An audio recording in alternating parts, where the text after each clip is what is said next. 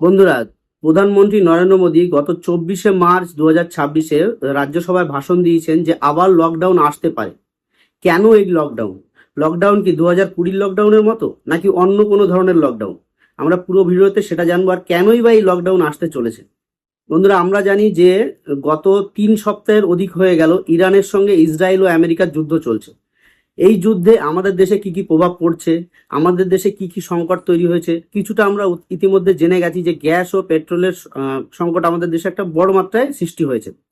এবং এই লকডাউনটা কি এরই কারণে আসতে চলেছে নাকি অন্য কোনো কারণ? পুরোটা জানতে হলে ভিডিওর সঙ্গে থাকুন।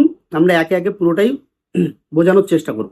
আমাদের দেশে পেট্রোল ও গ্যাসের সংকট হওয়ার একটাই বড় কারণ, সেটা হচ্ছে strait of Hormuz. Strait of হরমুজটা হচ্ছে ইরানের সাইড দিয়ে গেছে একটা লেক, একটা সমুদ্র, যেখান দিয়ে শিপমেন্টগুলো আমাদের দেশে আসে। এবং আমাদের দেশে টোটাল বিশ্বে ইরানের ওই স্টেট অফ হরমুজ দিয়ে 20% অয়েল ও গ্যাস সাপ্লাই হয়। কিন্তু আমাদের দেশে 20% নয়, আমাদের দেশে টোটাল ওখান দিয়ে আসে 40 to 45% গ্যাস ও পেট্রোল ওখান দিয়ে আমাদের দেশে ইম্পোর্ট হয়। আমাদের দেশের যে রিজার্ভ ক্ষমতা, পেট্রোলের ক্ষমতা ছিল সরকারি ও বেসরকারি সংস্থা দিয়ে 70 থেকে 75 দিন। কোনো কোনো মন্ত্রী আবার বলেছেন যে না 81 দিন। সেই 81 দিনের ভিতরে অলরেডি 25 দিন চলে গেছে। আর বাকি যে কদিন আছে তবুও তার ভেতরে এখনও আমাদের দাম বাড়েনি, তবে দাম বাড়তে চলেছে খুব তাড়াতাড়ি। গ্যাসের দাম ইতিমধ্যে আমরা বেশি দাম দিয়ে গ্যাস কিনছি প্রতিটি ঘরে এলপিজির থ্রুতে। সিএনজি এখনও বাড়েনি, সিএনজিও বাড়তে চলেছে। এবং আরও একটা জিনিস খুব পরিমাণ দাম বাড়তে চলেছে, সেটা হচ্ছে ফার্টিলাইজার। ফার্টিলাইজারটা কি? যেটা চাষিরা ফসল উৎপাদনে ব্যবহার করে, সার। আমাদের এই ফার্টিলাইজারটা আসে সম্পূর্ণ রাশিয়া থেকে। সেটাও আসে ওই স্টেট অফ হরমুজ দিয়ে। স্টেট অফ হরমুজটা মাত্র 3.2 কিলোমিটার, 3.2 কিলোমিটার চওড়া একটা সমুদ্র। সেখান দিয়েই এই জাহাজগুলো আমাদের দেশে ঢোকে।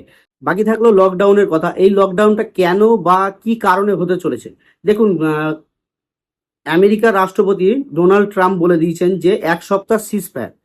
তারপর গতকাল রাত্রে, ওদের ওখানে তখন দিন, আমাদের এখানে রাত, গতকাল রাত্রে অ্যানাউন্সমেন্ট এসছে না 1 মাসের জন্য সিজফায়ার হতে চলেছে।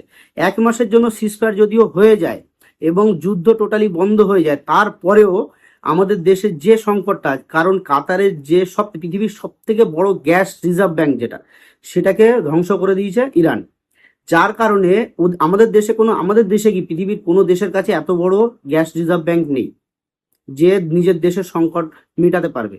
কাতারের যে ধ্বংস সৃষ্টি হয়েছে, যার কারণে সে রিজার্ভ থেকে মাল আউট করতে পারছে না এবং স্টেট অফ হরমুজ দিয়ে যেটুকু মাল বের করতে পারছে পাস করতে পারছে না, যার কারণে আমাদের দেশে এই সংকটের সৃষ্টি হতে চলেছে। এবং যে ফার্টিলাইজারের উপরে আগে স্যাংশন ছিল, আমেরিকা সেই স্যাংশন তুলে দিয়েছে রাশিয়ার থেকে এই যুদ্ধেরই কারণে।